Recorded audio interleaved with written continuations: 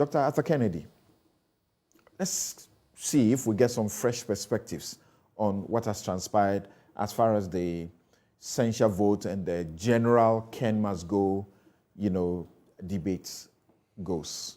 Yes. Good morning to your audience. It's a privilege to be here.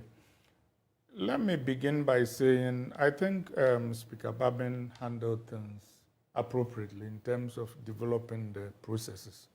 But I think even before this went into the chamber, a lot of significant things had happened. And I actually agree that the finance minister's position has been untenable for quite some time.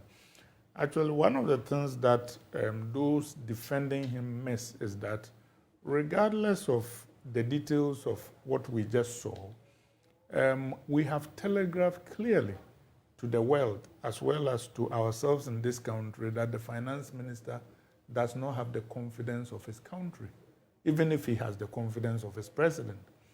Now he's negotiating with the IMF, and we have in evolution a deal that everybody thinks will last until 2020, that is even probably into the next government.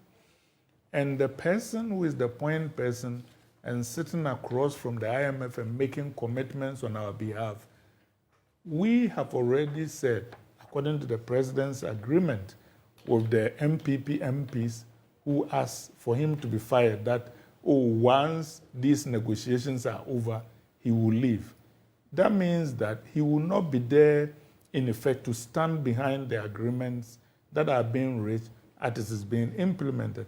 That, to anybody who knows anything about diplomacy and negotiations in the international arena, is a significant disadvantage. It weakens the hand of the person who is negotiating for us.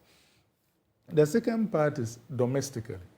For our budget negotiations, there are times when the finance minister, for example, deals with labor unions and others asking for pay increases and adjustments, and he tells them, look, this year we can do this, but take it from me. This is my word that we will deal with the problems you are raising maybe next year or 6 months down the line or inside agreements, and they shake hands over it. You know the person you are shaking hands with is going to be gone, quote unquote, right after the budget. It undermines the process of negotiation and our confidence in the things that we agree to.